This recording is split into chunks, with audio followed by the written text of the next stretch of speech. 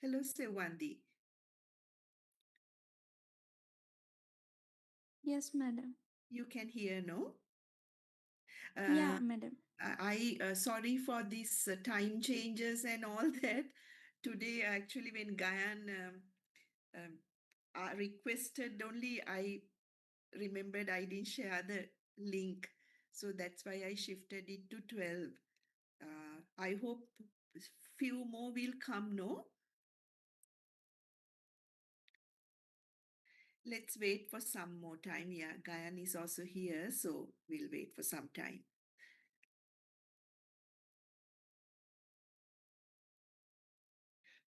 Gayan, HLM also got the message, no? Yes, madam. I think I'm send the message for a main event management group. Okay, thank you. Okay, madam. We'll wait for a few minutes and start. So this one, I'll make the recording available.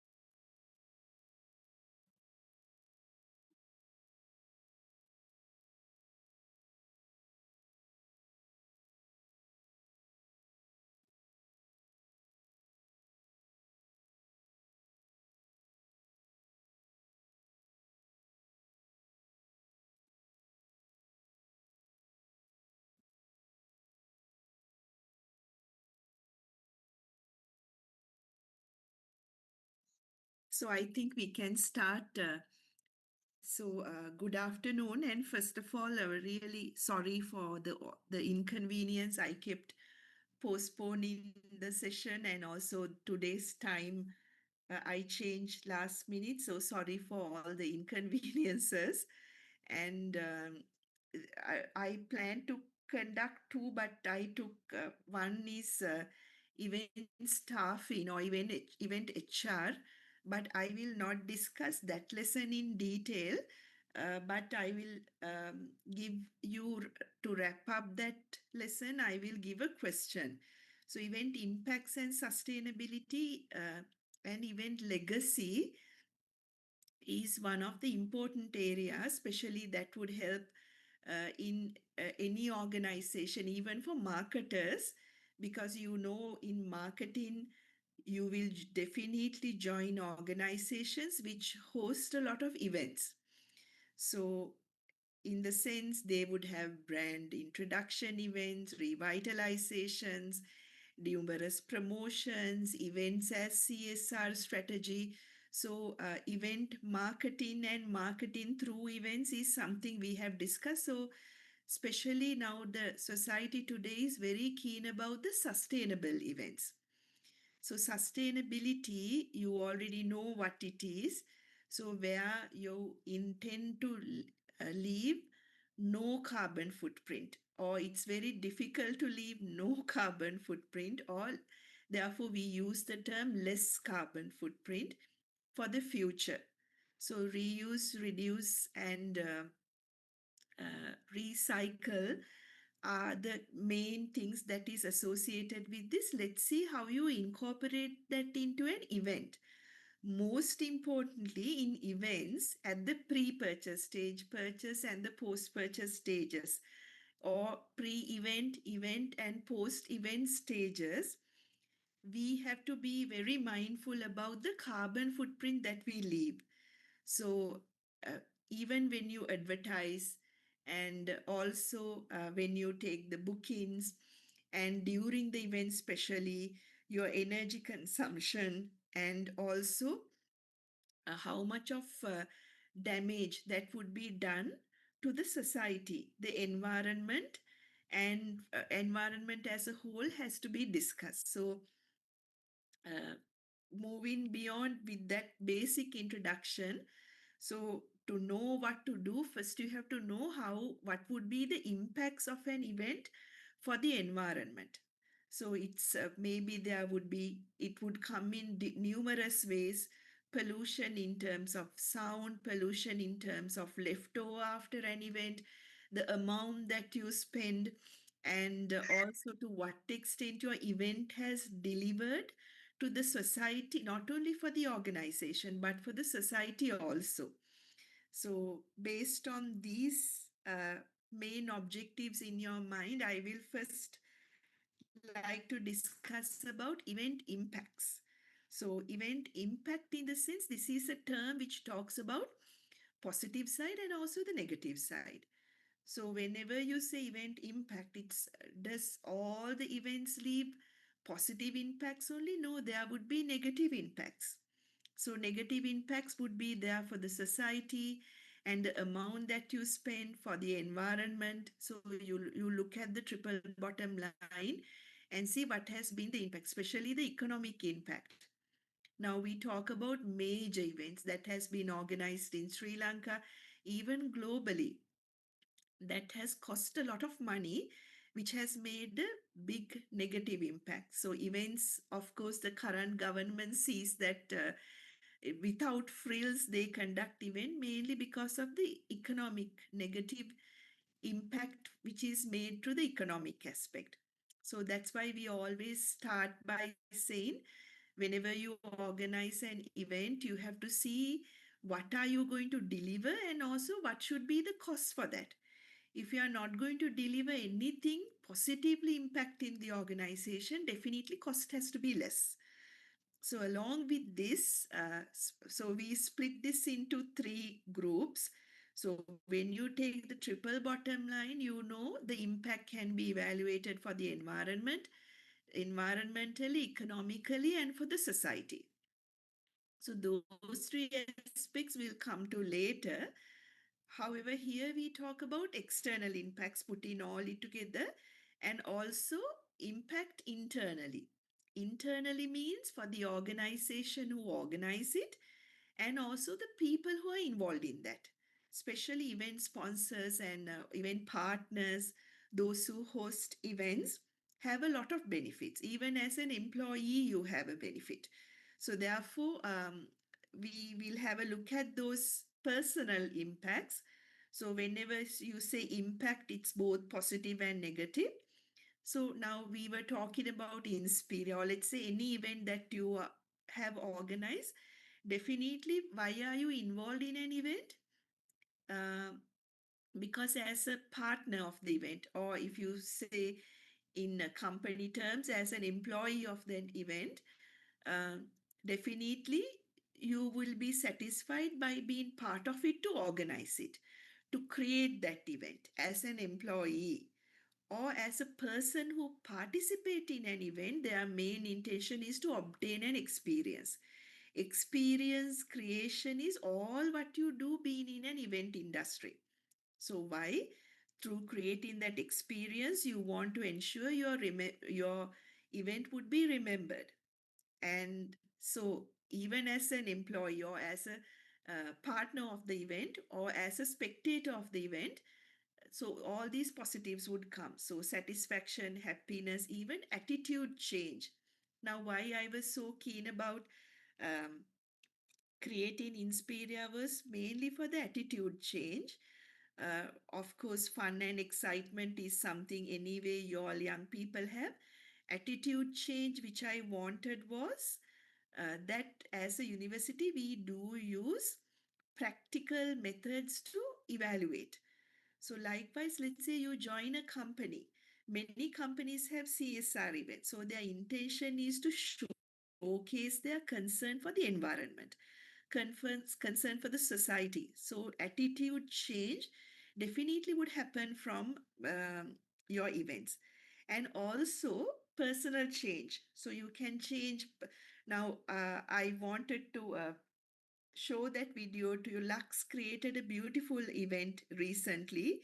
Everything was related to purple, even food they served, the drink they served, and with bubbles and various other aspects, they created a beautiful experience. How people were dressed, and it was a luxurious experience which they created. So once you create a event like this, it enhances your lifestyle, your personality, your value. So, if the university community, let's say, is hosting an event, you have to see what sort of personality, values, and lifestyle do you want to promote. For example, if you take the traditional value, maybe through an event, we want you to know the traditions. We want you to live in those traditions at least for one day. So you want to know where your roots are. So, likewise, let's say you select a theme for your event, it has to personally impact. Now, if you take Inspira, it has to have a personal impact on our lifestyle as students, our personality, and also our values. So, whenever you select a theme, you have to be careful with that. So, indirectly, I'm also talking about your own theme that you have selected. So, see what lifestyle are you going to bring in. So even we discussed about Coldplay, we discussed about ABBA, and also we discussed a very traditional event, which is the Vaga, the an Ariati border event that is held by India and Pakistan. So they bring in different lifestyles. So in Coldplay, why they are admired, why I brought that event for you was because they, while engage in fun and excitement, their contribution to the environment is very rapid. I at that day on that day when we discussed about that event, I asked you to search about Coldplay because Coldplay has different sustainability practices. So while they actually under event impacts, they create exclusive experience for the people, satisfaction, happiness, and at the same time attitudinal change where they do about, and also mainly it brings a lifestyle and a personality and value. So they are the main messages. While doing them, sustainability aspect is also achieved. They created that experience with a purpose.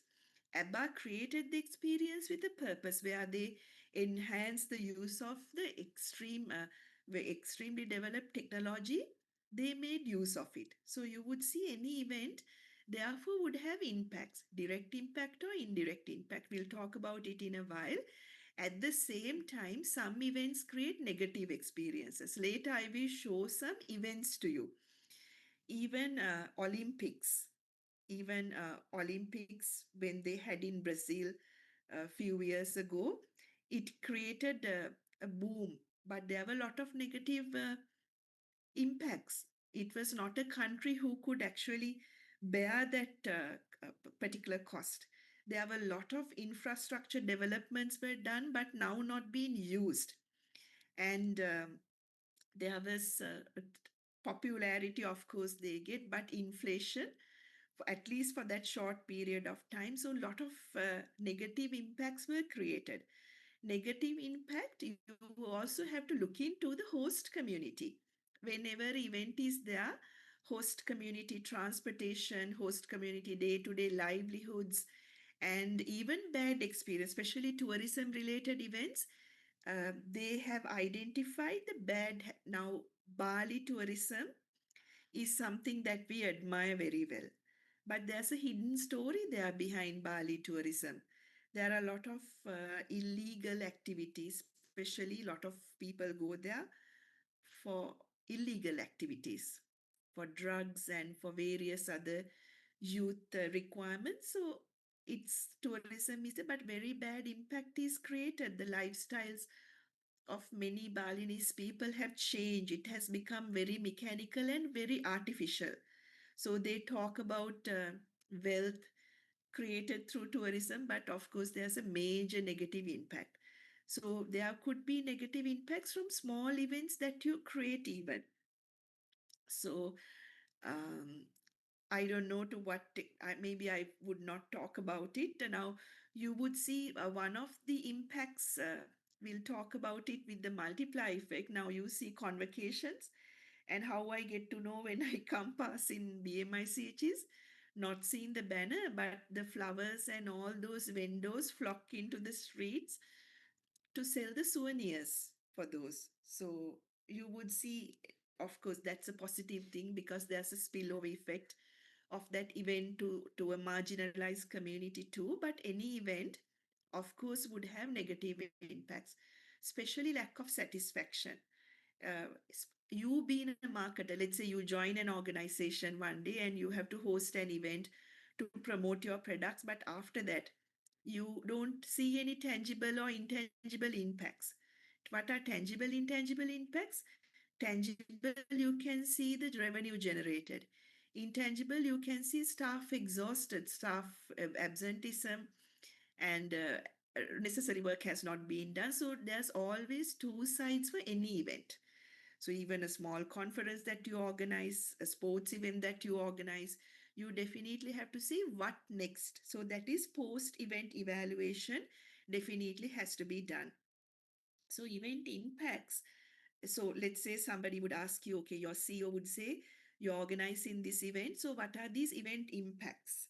So that's what you remember developed as objectives of the events. So that's related to the objectives too. So, what profit are you going to make? You touch on that when you presented your strategic plan, and also human resources. We discussed about it. If there's no enough sufficient people, you can get volunteers. Actually, your other lesson I have uploaded is about staffing for events. Volunteers are a beautiful way of recruiting. I have a case study on China, Beijing Olympics. Main tasks were done by the volunteers. So, human resource is not definitely an issue. I can actually give you one good example of my own department. I'm from the marketing department. I'm a lecturer attached to the marketing department, but I'm now shifted to HLM to look after that department, and we don't have any staff here. So, are we to stop our activities? No. So, there's no staff actually. So, there's one graduate assistant who's there temporary. There are no lecturers. So, how do we do the staffing? A lot of other people shout for permanent staff. No, there's no such requirement. We run even well with visiting staff because they come with all the necessary information about the industry. So, how I'm benefiting actually as this department is where they talk about to our students, all of them get very good internship opportunities because they come as volunteers. Why I say volunteers is because they are paid very, very little, but still they come with the intention to help the university. So why I cited this example? So then why not this same model would work for a temporary structure like an event? So event recruitment, I will share the Beijing staffing method. However, to make sure volunteers would retain or volunteers would be attracted, you have to look after the volunteers. You have to meet the expectations of the volunteers.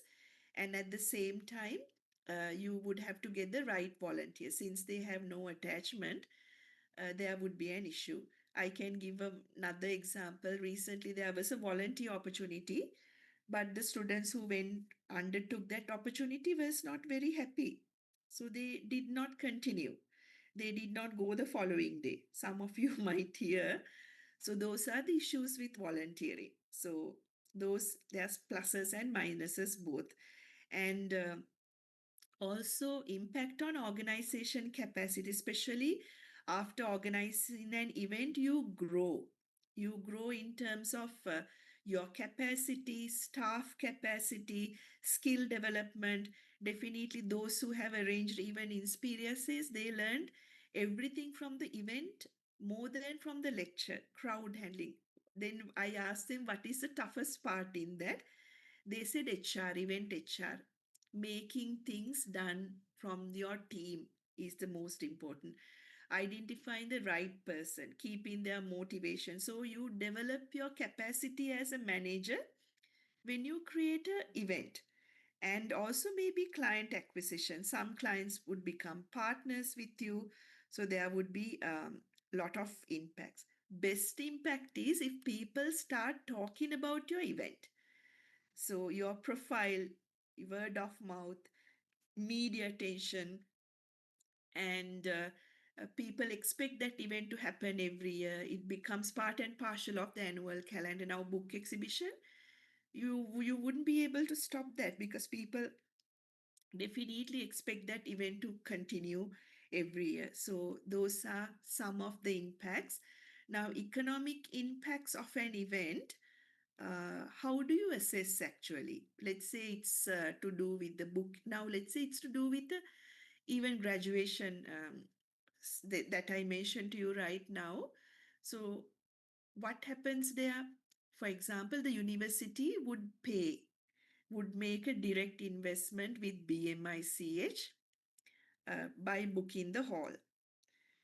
And this BMICH might pay for the other vendors uh, to have this event catered, maybe for other infrastructure facilities they need.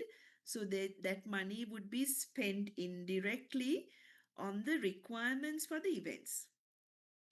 And also the payments that you would do for your staff will again be circulated in the economy where they would be spending for their requirements. So you would see there, we'll talk about the multiply effects in a while. Lot of stakeholders benefit from an event. So that's what you have to be aware of.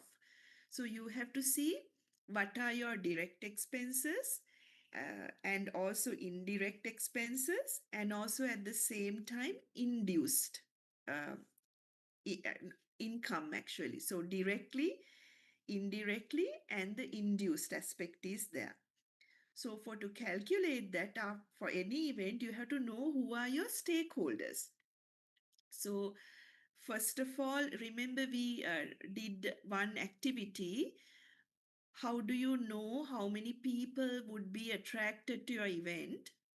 So for that, you have to study the profiles of the people. For example, let's say you are doing you are having a graduation. You are going to have it in the Colombo BMICH. So definitely you know from where the students would come from, the geographical area, the town, city, and where it would take place. Accordingly, you would know based on the number of people who would be attending that, what are the other requirements that is there. Requirement is there for perhaps the food and beverage. There would be a requirement for purchasing souvenirs. So based on that, you would be able to assess the economic impact that has been made by a particular event. So maybe the book exhibition, how many vendors of various other types benefited? Taxi services benefited, other transportation services benefited, and other small businesses benefited, food and beverage sector benefited. So likewise, you would see, other than the direct impact, there is a major indirect impact for the economy. So for that, you have to take into account. Then you could say through your event, you have made such a positive impact. So what is the methodology for this? Very first thing, define the geographical area under study. Is it a town, city, district? Let's say you don't know exactly from where the people would come. Then we did an activity.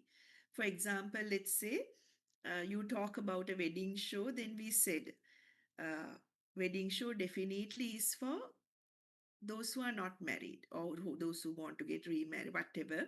So anyway, the youth. So you would have the number of people who belong to that age category in Sri Lanka. But the entire Sri Lanka would not come to BMICH for that event. Then you have to see who are the youth living in Colombo and the suburbs. Then you have to take that number down. Then after that, not everybody would come. Definitely, the girls are likely to go. So then you would say, okay, out of this population, the female population is this much. Then definitely a female would not go alone. They would go with the parents, or then you can account accordingly. And then based on the past records, you can predict and see actually how many number of people would come for the event. That's why, as an event organizer, you have to have records. Record in the sense you have to be careful at the pre-event stage. How many people buy the tickets? No, you would see even in Spiria last time, 14 Chinese students bought tickets, but none of them came. So we kept 14 seats for them in the front rows as our guests, but they did not appear.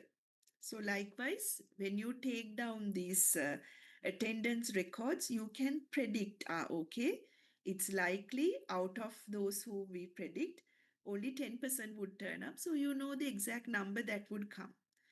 Then you can take down how many tickets would be sold. You can budget for that, and who are the vendors you are going to invite, how many of these people would be going for these vendors. All those takes into can has to be taken into account. So second stage, we say identify the industries from which to collect data to assess the impact. So as I mentioned, after a graduation, not only the BMICH, but the hotel, of course, Mount Lavinia Hotel Catering is there. Other street vendors are there. So likewise, there are people who get directly involved and indirectly involved or informally involved. So you have to take an assessment, right? So then only you would know the economic impact. Those who do tourism, specialize in tourism, would know. Now we said, I don't know, they say 5 million tourists are we are going to reach the target of 5 million tourists. No. So then they take into account, okay, there's expenditure on attractions, purchasing tickets, and actually, when you really take how much they spend, usually for the negative impact tourism makes, at least $100 has to be retained in the country from a person for all the infrastructure facilities. When you take into account their expenditure, particularly their lodging, food, and all that, they don't come to Sri Lanka to spend, but they come to Sri Lanka to travel. Unless those luxury travelers we talk about, not even the minimum we retain is $46. But government doesn't shout about it.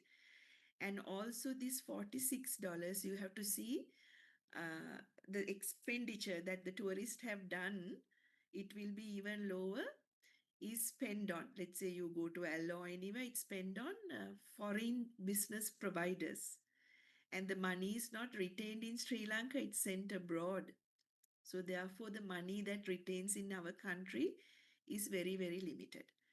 Habai negative, don't think about it negatively. There are luxury travelers also who come like for major hotel groups. So there are people who spend their time there, but majority who come is lower spenders. So you have to calculate the economic impact accordingly. So collect for that. Since we don't now, someone who visited China, maybe some of you would have already discussed about it on educational tour. They said from your facial recognition, everywhere you go, everywhere you visit, whether you buy a ticket, how much you spend, you go to a restaurant, all the data comes to you the moment you land in China. So such countries collect the data and they know the economic impact it has made very much in detail, because they collect data, real time data is collected. Say they know the direct and the indirect impact it makes. Anyway, let's see three methods. Okay, so what you can use to assess the economic impact: the multiply effect, input output analysis, and the cost benefit analysis. So I think what I was talking to you is clear to you. So multiply effect is where you so basically if I summarize this, um, there's a broad economic impact created beyond what we see, or in other words, initial spending. So let's say I buy a ticket for an event from you, or as an event organizer, you would buy a venue from someone. So that's all we see as economic impact. However, behind that, there's major economic impact that is happening. So when we spend money on an event, that money will be circulated um, in numerous ways. Like, for example, the let's say we pay for the band might pay to hire equipment from someone, hire sounds from someone. So it generates additional spending in the economy. So I hope what I say is clear to you. So multiply effect is one way of therefore calculating the economic impact, where you look at the initial spending, let's say on an event. And from that initial spending, what are the total spendings that happens in an economy due to that initial spending? So so how it looks at the number of times that initial spending income would multiply into. For example, let's say I pay for the venue people would pay for the contractors. The contractors will again maybe, and the event host will pay it for the employees. Then employees will go and spend on their day-to-day activities, on their children and all that. So in 3 tiers, this money is spent. So what we see as event planner or event organizer or as a spectator is මම ticket එකක් ගන්නවා. But මම ගන්න ticket එකේ සල්ලි වලින් they would pay for the suppliers. ඒ සල්ලි වලින් ඒගොල්ලෝ employees ට pay කරනවා. employees ලා ගිහිලා ආපහු spend කරනවා. එතකොට මේ money circulate වෙනවා එක එක විදිහෙන්. So that's how you calculate the economic impact it has made. So I hope what I say is clear to you. Let's say you go into a hotel. The hotel would give the money for the suppliers, like for the food ගන්න තැන්වලට, ඒගොල්ලන්ගේ catering කරන තැන්වලට, outsource කරන තැන්වලට. At the same time, they would spend for their staff. Staff would go and spend that money on something else. So there's an unabsorbable and income that cannot be observed directly, but you have to take into account when you are calculating the impact. So you create a major impact actually by hosting these events. So multiply calculations are most frequently used method for evaluating economic impacts of events, right? So you would say, okay, this is my profit. No, more than the profit, you have done a lot because you indirectly pay for the person who would be looking after it, pay for the contractors, and for singers, so then they would go and pay their employees, managers, all that. So the first injection only that you see according to your second bullet point. So this multiplier calculation therefore captures direct initial injection or initial spending, then the indirect spending for suppliers and all that, and the induced spending by paying wages to the other people. Okay, so this is the beautiful way of calculating the total impact for the economy that you make. So that's why event industry is calculated as $1 billion industry all over the world, because it does create a multiplier effect, and to the economy you are actually contributing. So aspects are given to you here. So direct spending, an example is given. So event attendees spend on the ticket, maybe spend for a hotel, for the transportation. So other than that, so from this money, the event planner would pay for the employees. Taxation would be that there's a tax amount for you, for the tickets that you sell for public events. The royalty fee is paid if you are doing a public musical event, for the owners of this, for those who have the patents for these intellectual property rights for these songs. So all those are given here. So third one is the induced spending, where the employees through their wages they further spend. So I think it's clear to you how. So how do you calculate it? So you take direct spending plus indirect spending divided by direct spending, then you get the multiply effect. It's 2.5 times, 3 times. So based on that, you would be able to calculate.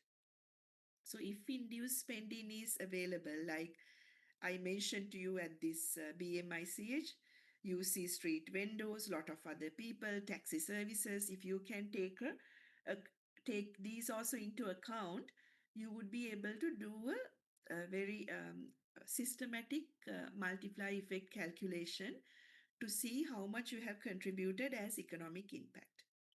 Other than this, there's input-output analysis. This is somewhat easy, much, of course, data collection you would not have to do. So you can do this with the data that you already have. So maybe the attendees data or from various industries. So how much have you spent and how much have you gained? So that's an easy calculation which you could do. However, it's not easy because you have to take tangibles, intangibles both into account. In the first one, multiply effect, we are not looking at, we take only things in monetary terms. But in this one, you of course have to take the tangible cost and the intangible cost. So next one, we will be looking at the intangible cost and benefits. So tangible cost and benefits would be, of course, let's say you talk about something like Olympics, then of course there would be a lot of constructions. All the Olympics committee and the countries would be contributing to that. And wages would be paid for the people and relevant government authorities, and also for maintenance. Maintenance is something you also have to take into account. Later in the video, you will see why. And so while there's a cost, there would be benefits. What would be the benefits? I think China is the best case study that I can cite for you, because I saw this. Their water park, where they had the water games, have been converted into a commercial place. So now they have events there, they have training there, and most importantly, in Beijing, that's a major tourist attractions. It is not there even in Japan and other countries, because they did not build the capital investment, because their main concern was sustainability. So here in China, even their stadium, they converted into an event venue where you can facilitate thousands of people. They even have a floor where you can convert into grass floor when they want to have a sporting event. and wooden floor when you want to have an elegant event. So spend expenditure, they have not gone wasted there, and the tourist income that they earn, tickets are quite pricey. So there are a lot of tangible benefits, and also a lot of employment is created because they have converted that to a major tourist attraction. So, and therefore it's popular, good for the host community. Lot of other businesses have been developed in that particular area, and positive media. Now even we cite the country today because of positive media coverage it will generate after hosting an event. However, there's an intangible cost and benefit too. um, so crowd inconvenience. Other than that, lot of crime and property damage. And of course, residents would move away from those areas. Some areas where new infrastructure development happens, residents move away. Um, Actually, in Qatar, when they had this football game, a lot of Sri Lankans came came back for 1 month. Several families that we knew, because their venues, their lodging given by their companies have been converted as tourist places for lodging. So permanent, rather, of course, the stadium itself is $1 billion investment which they made. So there was a tangible cost which was involved. However, at the same time, to avoid inconvenience for the people, they had a plan. So with pay, some companies who had a very decent lodging, they were sent away. So that's the beautiful, sustainable way of managing the event. But other than that, if you build permanent infrastructure, මිනිසුන් ඒ පැත්ත දාලා යන්න පුළුවන්, and also there could be a lot of negative consequences in terms of sustainability too. However, these negative consequences, you have to be like the Chinese example which I gave you. You should be able to convert it to a positive aspect. And then community pride. After hosting, now I see again this Ambani family is the major part who's working on this. Since I teach event management, their events I study very closely because they spend very lavishly on all these events. So bringing Olympic to India is in their dreams, because for cultural renewal, they say they want to showcase culture, infrastructure development would benefit, and more than the tangible benefits, they talk about enhanced community pride and cultural renewal, especially increase interest for investments, property values being increased, restoring livelihood of the people, development of businesses. So you can see what is tangible, what is intangible. Intangible, more than all, that hosting Olympics is a pride, but it has a lot of cost and benefits both. I'll show you a few videos after our discussion. I hope up to there, Adaman Kyogina Kyoginiki, I did not ask any questions. I'll ask a question in a while. So how, and also, other than this economic aspect, social aspect that we discussed, there's an environmental impact too. So we have to see before any site. First of all, before construction happens, you have to do an audit for the environment. What is flora, fauna, natural habitat which is there? Is it worth making that particular investment? I think L is almost ruined. I see often when you go on YouTube. L, do you want to have a dream villa in L? Here we clear out this land plot, that land plot, have a villa in L. So lot of commercial activities are taking place. Have they done a proper environmental audit? Are all these lot of construction in Ella illegal constructions that has happened, which is harmful for the natural environment?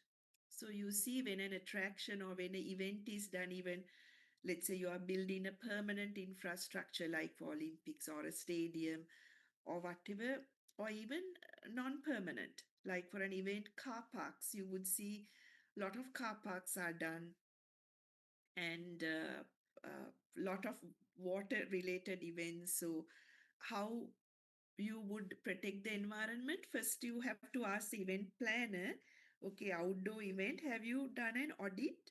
What has to be protected? So people just trample, or the stampage could happen for these natural aspects. Building infrastructure would require digging, noise. So you have to see what damage would you do for the environment pre-event, that is when you are building the construction, and post-event. Post-event, only a lot of carbon footprint is left. I don't know whether, I think I did share this with you when I was studying. There was a major, that was Australia Day, and I had a friend from that own country. They are into a lot of CSR activities. She was also telling they do an annual event after Australia Day. They go and clean all the stadiums because people leave a lot of carbon footprint. And she came the following day and said there's a surprising thing that they found in the stadium. There was a pram left with a baby in the stadium. So imagine the amount of things which they leave after an event. And then they had to go to police, identify the parents. So a lot of hassle has happened because people were under the influence of drinking. They don't stop drinking. The people some places are restricted, some places are not restricted. So you would see carbon footprint, social damage that is done. Imagine if this child was there was rain, or there was other, or someone would have taken. So there are a lot of impacts that an event make, and secondary impacts like congestion, people's day-to-day activities. So you please do a search. I give you an activity here. So identify the event impacts. Okay, I will send that question to you. Uh, I don't say whether it's a large event or a small event. Identify the event impacts. Okay. So do a good search. Search, I mean, does not mean going to ChatGPT, but of course, reading articles, observing events.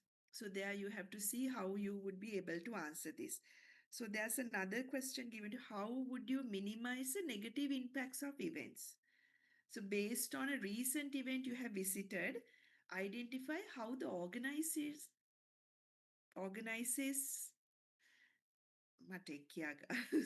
how the organizers attempted to reduce the negative environmental impacts, and how effective do you think they were, and what else would you propose to do? So if we were in class, I would have loved to put you into a breakout room and discuss, but since the exams are close, please work on this activity. Okay, are you happy to do this exercise in a breakout room, or do you like to do it after the lecture?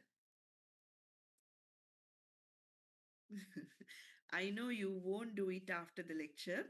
So please work on this. So, based on the recent events, can you all give me some answers? What that you have seen? What did they do to reduce the negative impact for the environment? And do you think they were effective? Any answers?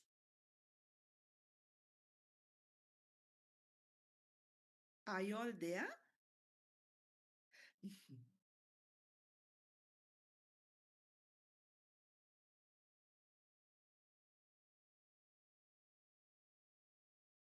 No.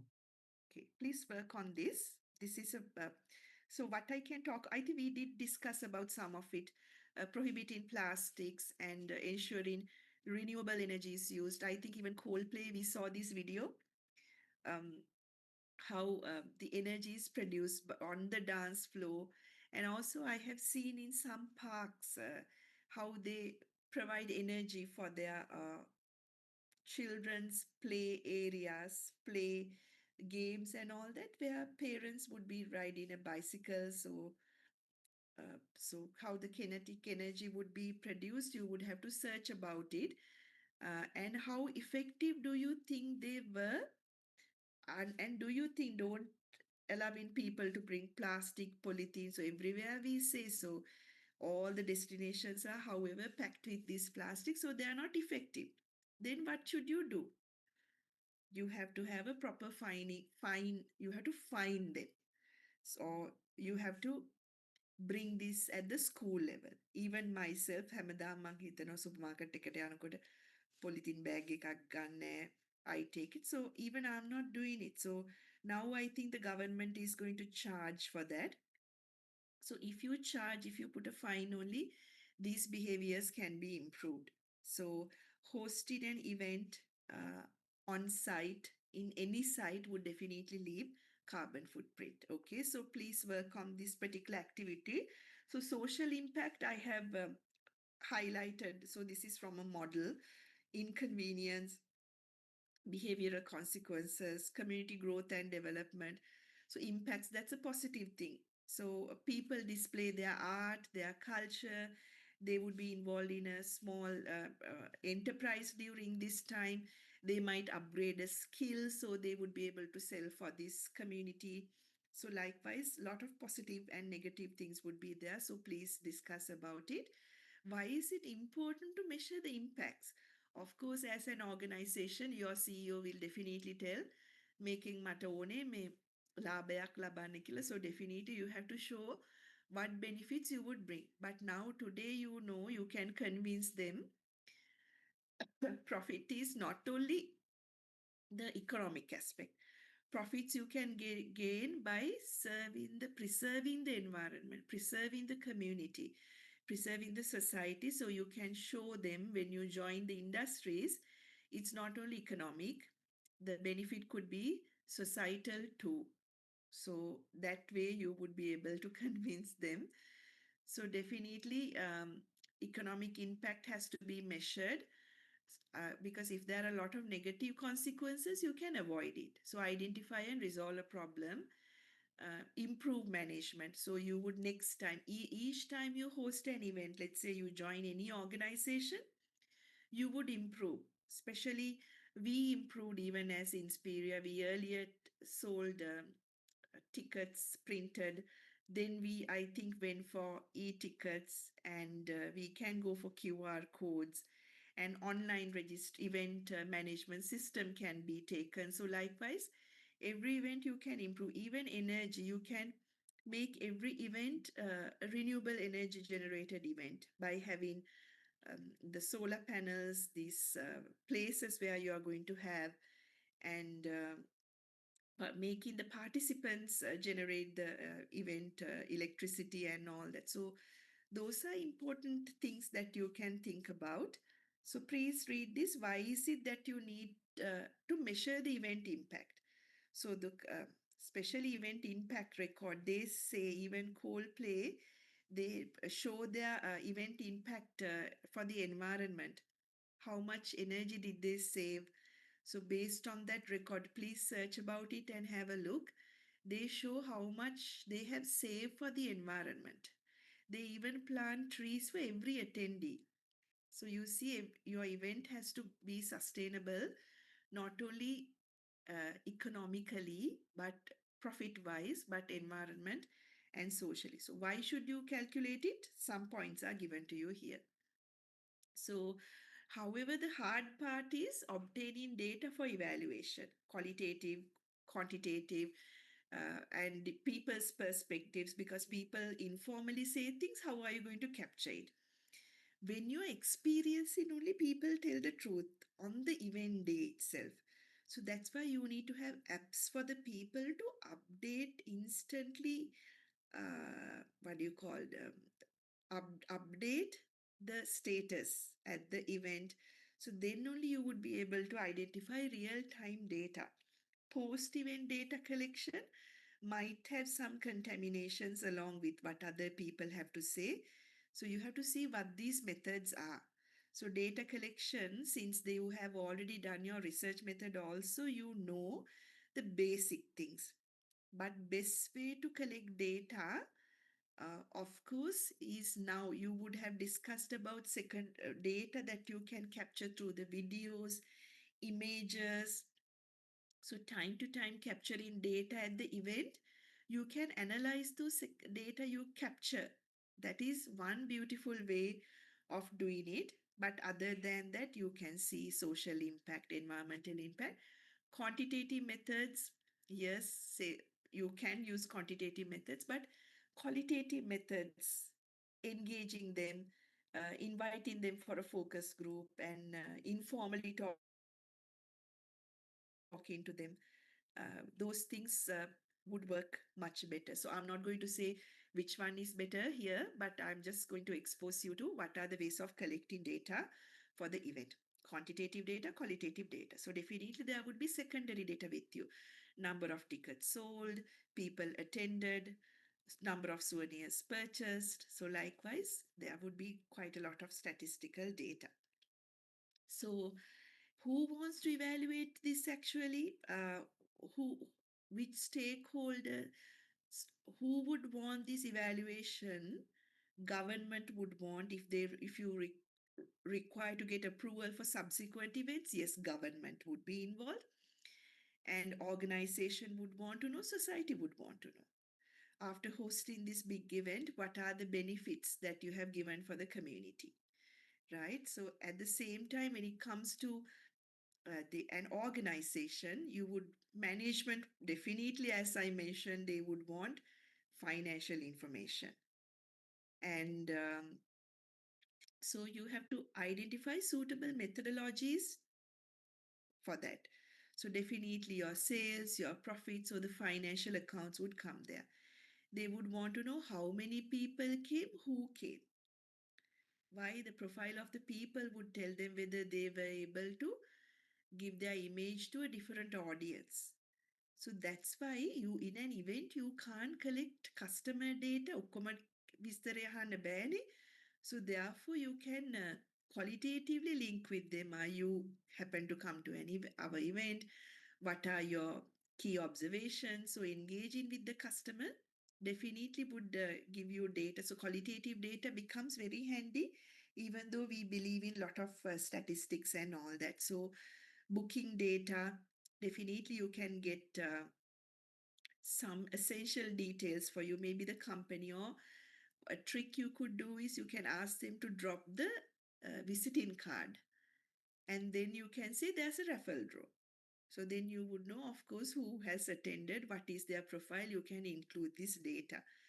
And management notes and commentaries, because you have to have a briefing session, or what do you call, you after the event you have to have meet the staff, and fact finding session you have to do. So along with the tangible data, you have communications, interview your staff, stakeholders who were interviewed, people who visited. You can also management interested data ටික වෙනම අනිවාර්යෙන් collect කරගන්න, නැත්නම් ඊළඟ අවුරුද්ද event එක කරන්න හම්බෙන්නේ attendees. That is to improve your event and the impact it has made, as we said, environmentally, socially, and this economic impact.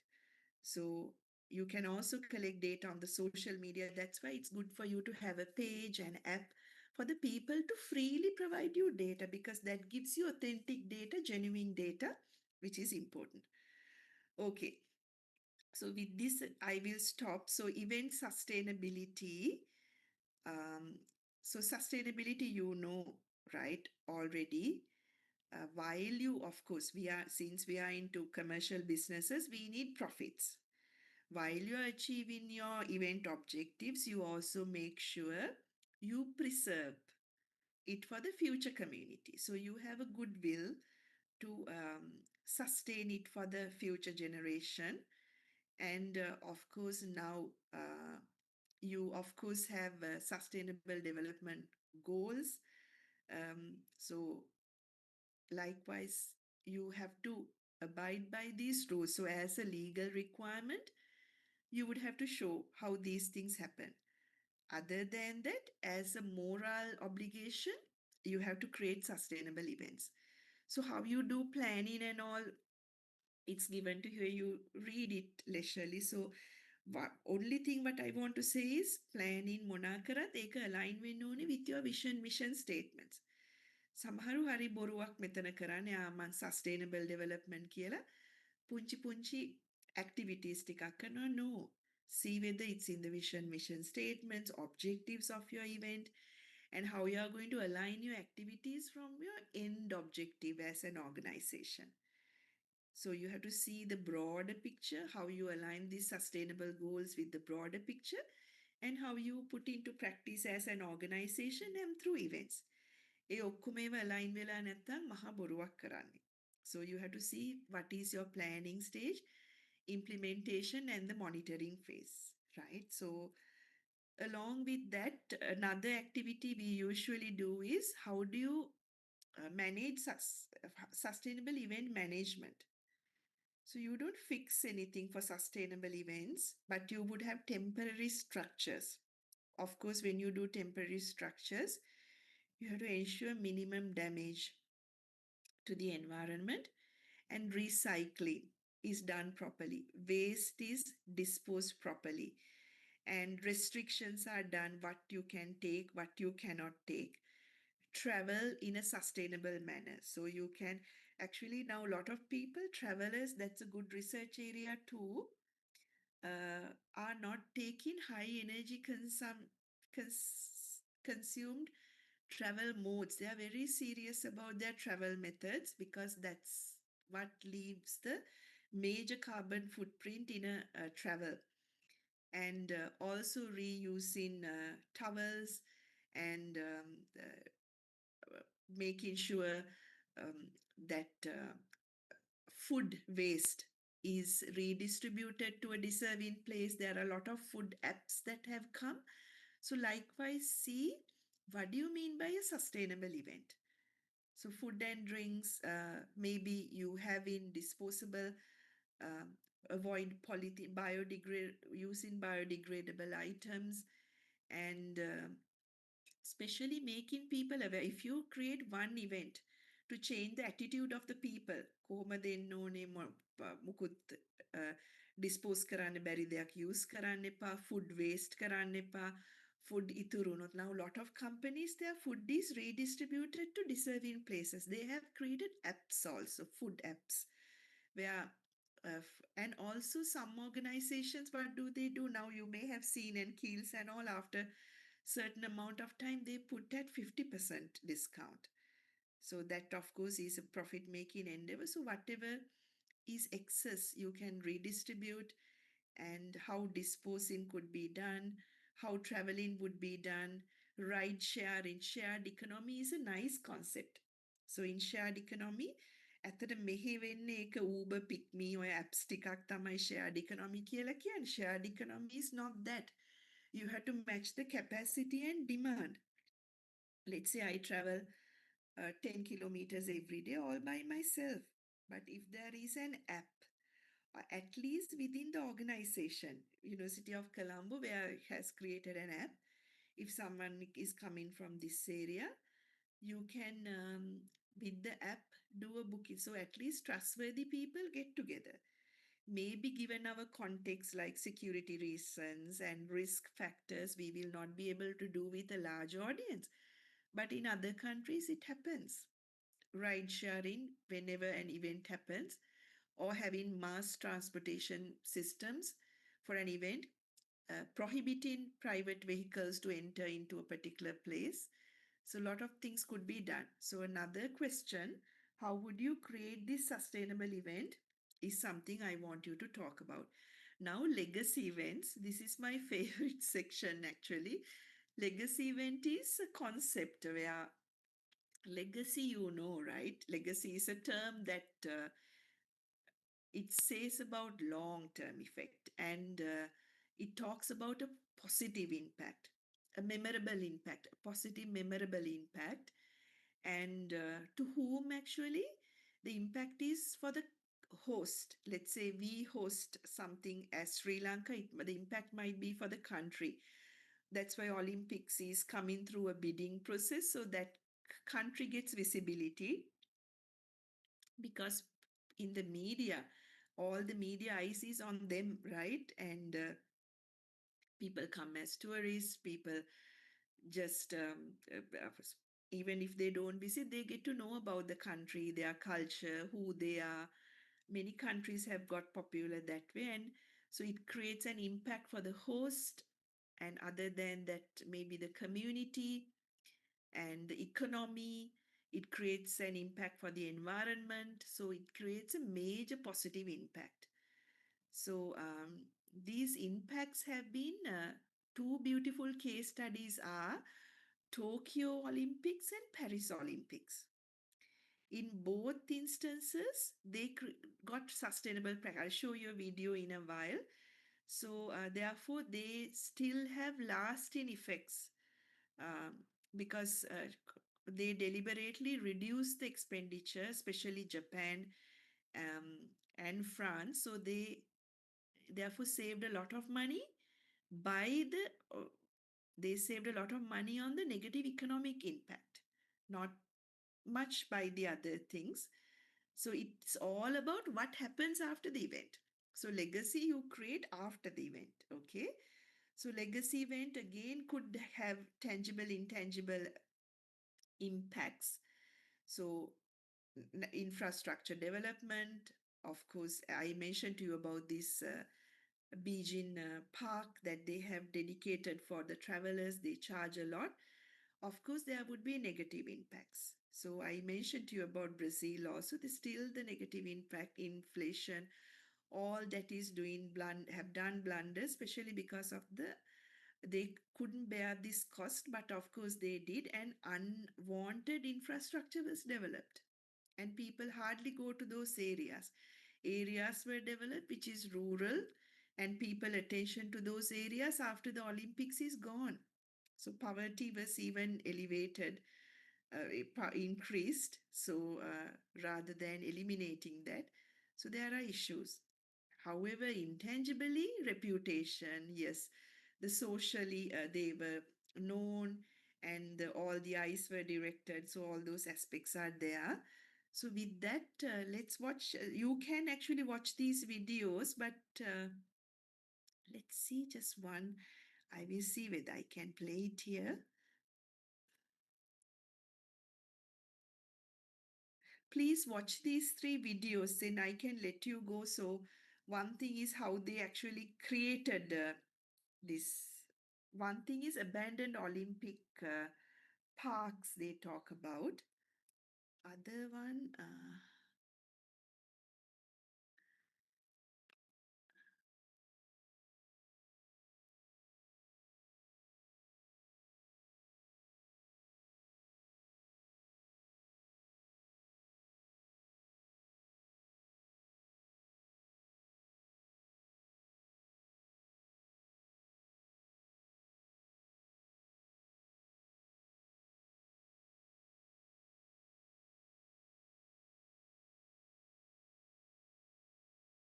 I'll just show you one.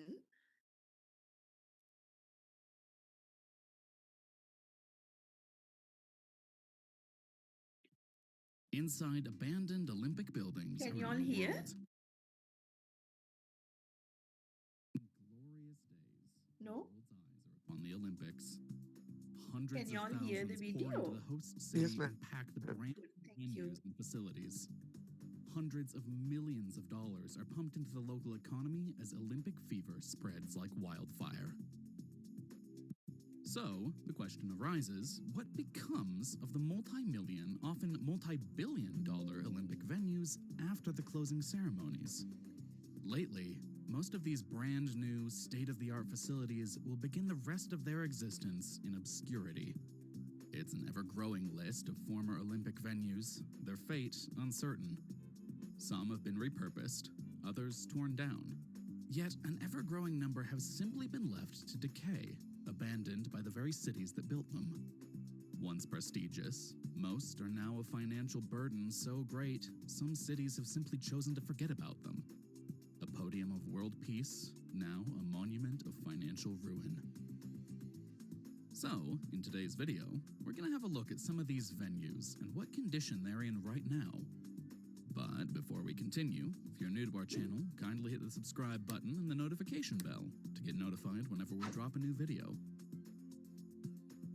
The first we'll be looking at is Berlin, 1936.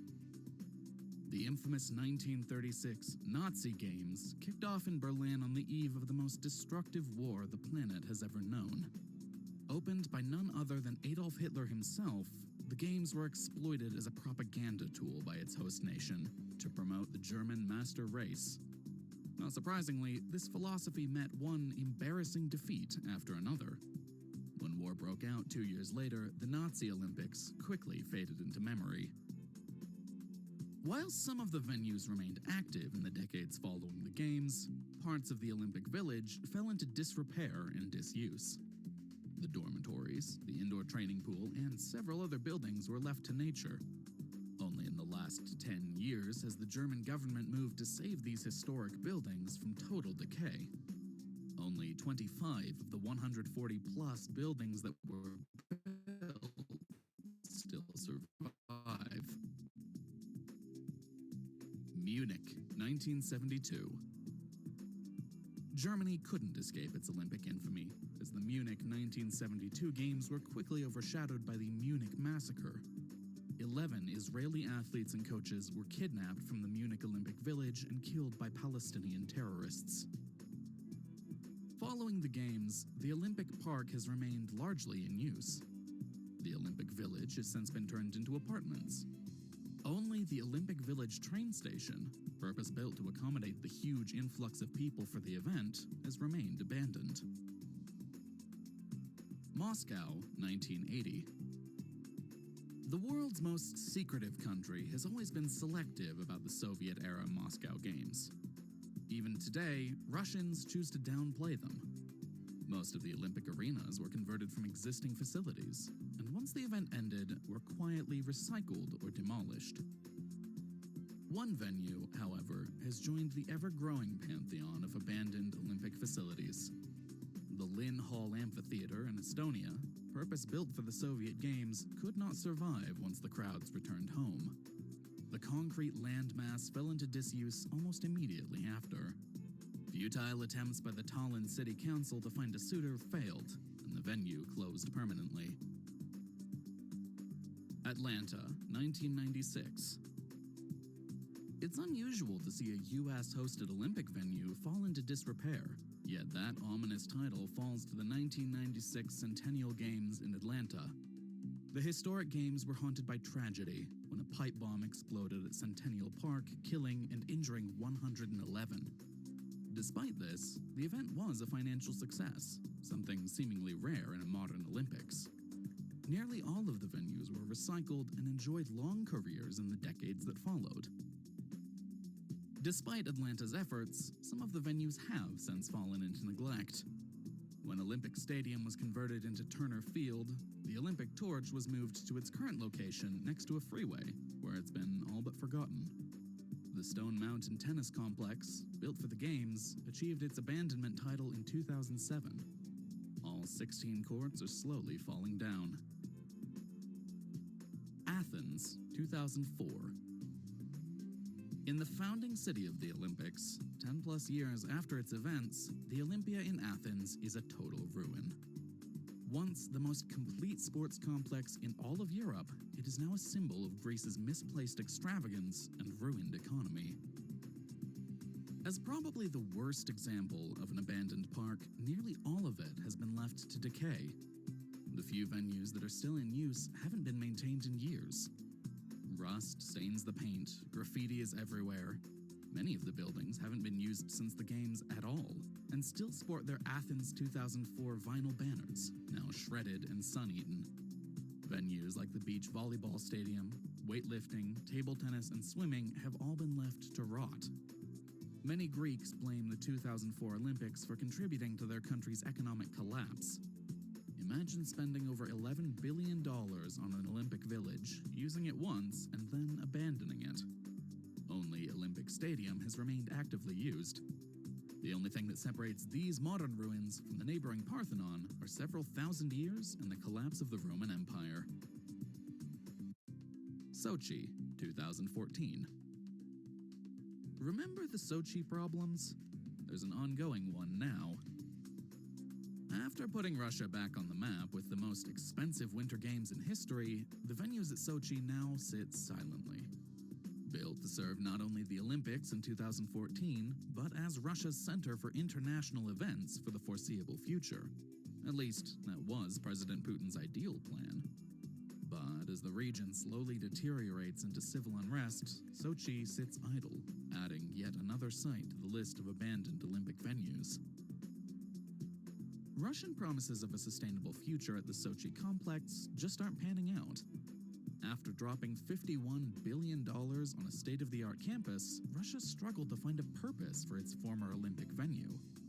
Some have dubbed it the Museum of Corruption, since Russia hasn't recovered the cost of Sochi and won't for the foreseeable future. Pyeongchang, 2018. Despite the Games being an economic success for South Korea, Rio, Pyeongchang I'll finds skip itself those fighting two. from becoming the latest over who should pay for maintenance has plagued the area since the closing ceremonies. It's not uncommon for some venues to be built only as temporary structures, and that seemed to be Korea's only remaining solution. To avoid annual maintenance costs, the Olympic Sliding Center was completely shut down and basically mothballed. The government then tore down the Pyeongchang Olympic Stadium after only 4 uses post-Games, leaving barren earth. This has only fed the controversy fire. To build the facility, originally, the Korean government chose to clear an old-growth, rare wood forest. Now, the decision to raise many of the buildings is leaving barren land as the lasting legacy of Pyeongchang. So what are your learnings from this one? Is the Olympic tournament really worth it? So you would see this is a nice there's a nice learning point behind this that's directly related to the sustainability aspect. Event impacts, I think was very clearly mentioned to you there. So you would see Korea, the example where they showed this place which they cleared out, a beautiful forest area they cleared out, and how things are abandoned. I think from that point onwards about China, Beijing, and how Japan did are in the other 2 videos. So please watch. Let me see whether I can show you just one. Otherwise, if you don't watch, our lesson would not be complete. So I will just show you one. Yeah, Tokyo Olympics, I'll show you. So that would give you a good idea about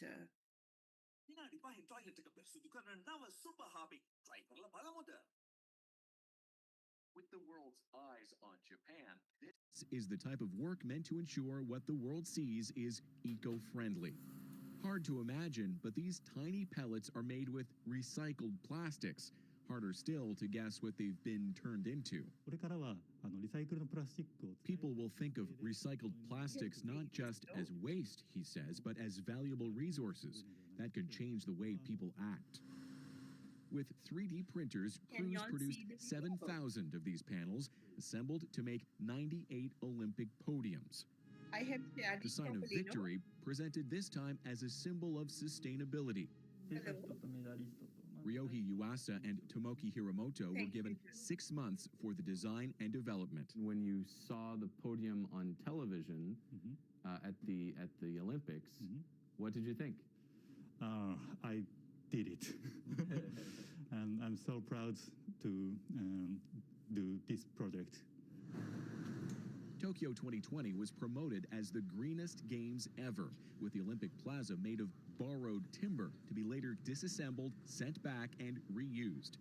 Tokyo's Olympic Stadium is one of only 8 new permanent venues built for these games. Because it's going to be used by this community for the next 50 years.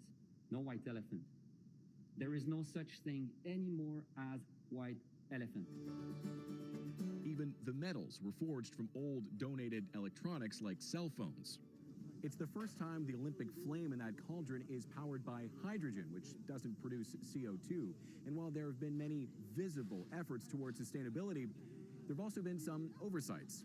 24日放送の報道 Consider the blurry images aired on Japanese TV, showing some of the 4,000 meals made for volunteers and left uneaten. Surplus food is not disposed, but recycled No matter the host country, organizers tend to plan games that are bigger and more spectacular than before. The result? Data show that when looking at ecological, economic, and social dimensions over time, that sustainability is decreasing for the Olympics. First experiment. The data isn't out on Tokyo yet, but at the very least, this could get more people thinking about where their plastics end up. In this case, reused on the biggest stage in the world.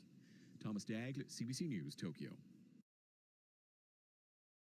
Okay, I think that's another beautiful example.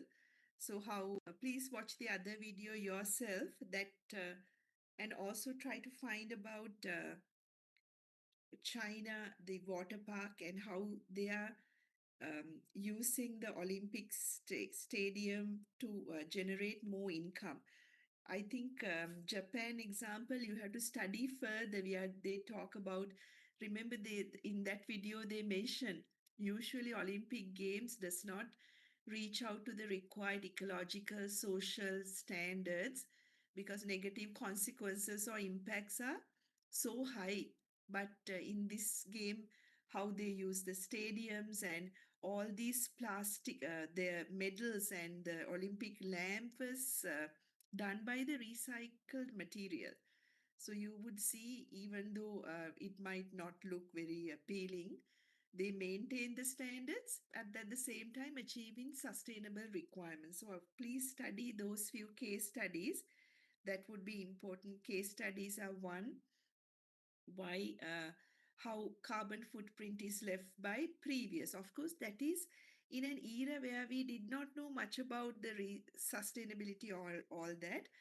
And only purpose built in the Japan one, Tokyo one is the stadium.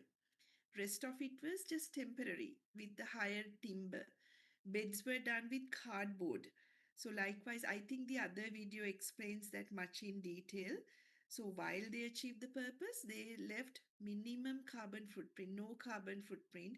Of course, whenever there is crowding, there's some carbon footprint that you leave. So this legacy event, how they brought to a different standard by sustainable practices, is beautifully explained there. So please study how China is sustaining economically, socially, environmentally, though it's a fixed, permanent structure which they built, and how Tokyo used sustainable practices to manage their event, and why and how many events leave a lot of carbon footprint. Okay, so please study them. Human resources, that part I don't have to study. I will just, I don't have to talk about it. Read the slides, make it a self-learned lesson. It's not difficult. Only difficult part of one that is not there is the volunteers. I have given a question there. So volunteers, to attract volunteers, what should you do? What are the pluses and minuses of Halloween volunteers? Staff, particularly there we talk about the staff creativity and type of people that you have to have. We don't want people who think logically, but we want people who have the lateral thinking, who could go several steps beyond and take decisions, who are emotionally stable. How are you going to select these people for teams? So actually it starts, you would have discussed this for HR also. So it starts, number one, by being a preferred employer. Being a preferred employer in the sense, if you create a major event, uh, sports events, cultural event, or any type of major event, attracting volunteers are easy. So first one is being a preferred event partner or event host. And of course, then you have to show the benefits of attending the event. Some events, there's a screening process which they do because they let large amount of applications, because other than the monetary benefits, just by participating on that, they get quite a lot. And also creating a legacy event is the first one, which can be related to that also, being a preferred employee in the sense creating a legacy event, showing the benefit of it and also giving benefits for them. maybe something related to the employment, due recognition, and be monetary benefits plus the other benefits. So benefits that the the volunteers receive might be tangible, intangible. The recognition, socializing, getting to know the people behind an event. So you would have seen all these popular tennis tournaments attract quite a lot of sports people, students who volunteer. Number of volunteering opportunities are there for the legacy events you have created. For other events, also now even today there was a call from Aitken Spence. So they are looking for volunteers to. I said you are actually having the exam during this time that they are looking for. They are looking for volunteers. So if they treat them well, definitely the word of mouth will spread and you would want to volunteer for these events. So work on that question which is given to you. HR, there we mainly talk about attracting the correct people, emotionally stable people, people's person, not those who want to implement their own ideas. So then, not logical thinkers also. Logical thinking is good, but we want lateral thinkers and who organizations which have flat organization structures would definitely be beneficial. Okay, so with that, I will stop. So, a substantial amount has been covered for you. And thank you so much for all those who have joined today. And despite my changes and all these promises I gave you, but still you were courteous to join. So, thank you. And I will talk to you after your exams then.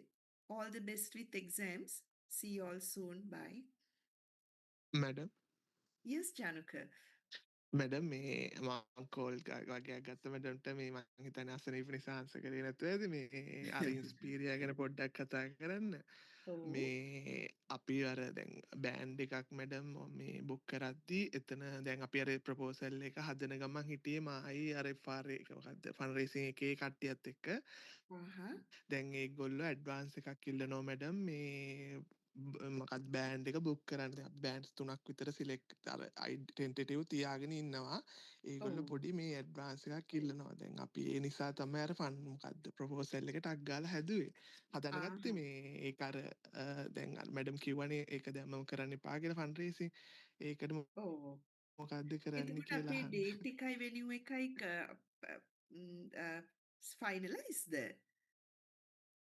Date ඒ එක කියන්නේ madam අපි දැන් වෙනුව එක madam කිව් date එක දැන් අර දැන් මේ වැලන්ටයින් නිසා මැඩම් අර ෆෙබ්‍රුවරි මන්ත් එකේ එන්ඩ් එක චුට්ටක් අර හැම බෑන්ඩ් එකකයි ආටිස්ලයි පොඩ්ඩක් බිසි අපි මාර්ච් ෆස්ට් වීක් එකේ ගත්තොත් ඒක ප්‍රශ්නයක් වෙයිද මැඩම්?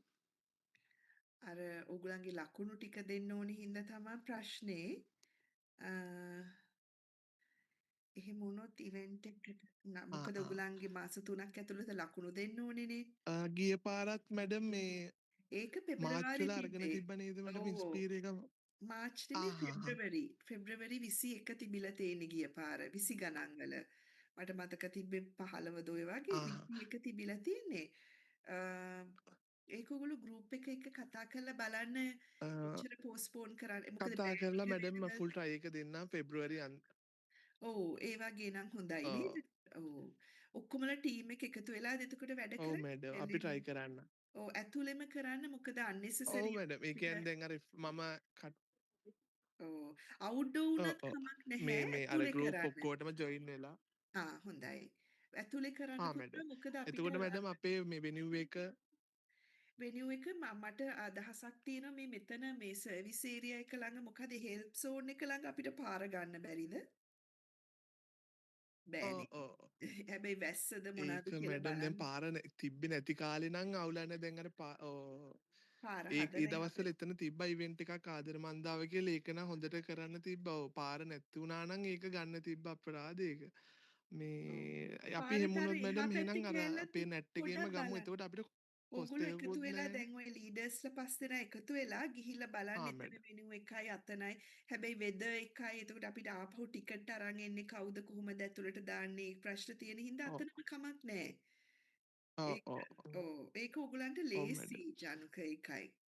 මේ ඔක්කොමලා එකතු වෙලා මේක ඔව්. සීරියස්ලි කරන්න මං ඇත්තටම මේක කරන්නේ නැහැ කියලා හිතලා අතෑරලා දාලා තිබ්බේ. දැන් ඔයා කතා කරපු හින්දා ආපහු මං ඒකට කන්ට්‍රිබියුට් කරන්න. ඒක බලලා නෑ මැඩම් අපි අරගෙන ගෲප් එකේ කට්ටියත් එක්කම කතා කරන ගමන් හිටියේ මේ දවස් ටිකේම ෆාර් එකත් එක්ක මේ fun racing sorry finance group එකත් එක්ක මේ ප්‍රොපෝසල් එකක් හදලා ඒකේ වැඩ එතකොට ටික බෙදලා ලීඩර්ස්ලා දීලා ඔක්කොම ප්‍රොපෝසල් ටික කලින් ප්‍රොපෝසල් මැඩම් මේ උපුවත් ඒගොල්ලොන්ට යවලා හොඳයි. ඕ එතකොට හිරුණී ලීඩර්ස්ලා ටික මමයි කතා කරනවා නේද? නිශානෝයි ලිහිණී හොඳයි හොඳයි. හැපි ඔව් එහෙනම්. මැඩම් ඔව් එහෙනම් අපි ඕගොල්ලෝ පුතා මට කියන්න කමියුනිකේෂන් එක දවස තියෙන අපි කට්ටියගේ එහෙම වුණොත් අපිට ඉක්මනට ෆන්ඩ් කීයක් වගේ ඒගොල්ලෝ ඉල්ලනවද කියලා බලන්න ජානුක. එහෙම වුණොත් ඒක ඉක්මනටම අපි කොහොමද ගන්නෙ කියලා බලමු. අර හරි මැඩම් ප්‍රොපෝසල් එහෙම හරි වුණොත් ඕගොල්ලන් කතා වෙලා ඕගොල්ලන්ට දෙන්නෙක්ගේ නමින් හරි මොනා හරි account එකක් create කරන්න. මොකද යුනිවර්සිටි ඕගොල්ලෝ agree වෙන්න ඒකට ඔක්කොමලා ටික. ක්‍රියේට් කරන්න ජොයින්ට් එකක් create කරගන්න. මොකද මෙහි දැනට මැඩම් අපේ අර මිස්ටර් ඕකේ නම් අපේ අර ඇසෝසියේෂන් එකේ එක තියෙනවා. අර මාකටිං ස්ටුඩන්ට් ඇසෝසියේෂන් එකේ මේ අර ජොයින්ට් account එකක් තියෙන එක ෆෝමල් යන්නේ. ඒකට අර සයින් කරලා එහෙම තමයි ඒකේ සල්ලි වුණත් පාස් කරන්නේ. ඒක යූස් කරන්නත් පුළුවන් මැඩම් ඕකේ ඒක නම් නැත්නම් අපි account එක හදන්න. ඔයයි HLM එක්කෙනෙකුයි මාකටිං එක්කෙනෙකුයි ජනුක ඕනනම් ඔයයි හිරුණි එකතු වෙලා එකක් ඕපන් කරලා ඔව් මේ ඒක ඕනනම් ඔන්ලයින් ඇක්සස් බලන්න අනිත් ලීඩර්ස්ලටත් දීලා ඒක දාන්න එහෙනම්. ඔව් ඔව් ඒක හරි හොඳයි. මැඩම් එහෙම හදන්නම් අපි හරි. thank you. හරි okay. right. අපිට නැට් එක ගත්තොත් මැඩම් මේ ෆ්‍රී ගන්න පුළුවන් free වෙයි free. නේද අර ඩීන් ඒක මම ඩීන් ලියුමක් සර් ත්‍රූ ගිහිල්ලා මං හිතන්නේ නැට් එක ඒ ලියුම හම්බුණාද පුතා? ඒක ඒ ලියුම දැක්කද ඔයගොල්ලෝ? හරි ඒක මේ ඒක නම් හම්බුන්නේ නෑ මැඩම් මේ මං මම හිතුවා මගේ ඒක ගන්න ලියුම් පුළුවන් ටිකේ වෙයි තියෙන කියලා ටික ෆ්‍රී මම සර්ච් කරලා ඒ ලියුම් ටික එවන්නම් ඔයගලන්ට. මං කලින් කරපු ලියුම් ටික හරි මගේ මැඩම් සේව් කරලා තියෙනවා. තව මේ කලින් කරපු ලීඩර්ස්ලා කන්ටැක්ට්ස් ටිකුත් ගන්න පුළුවන් වේද මැඩම් ඒගොල්ලොත් එක පුළුවන්. පොඩ්ඩක් කතා මං කරගන්න එවන්නම්. මං එවන්නම්. සඳුනි හරි මං ඒ මැඩම් ටික හරි මෙසේජ් thank කරන්නම් you අර group එකට. okay. thank you එහෙනම් all the best විභාග ටික කරගෙන thank you මැඩම් ඒක අතරේ කතා කරලා ඊට පස්සේ කරමු. හරි. okay bye. sure මැඩම් හරි thank you Recording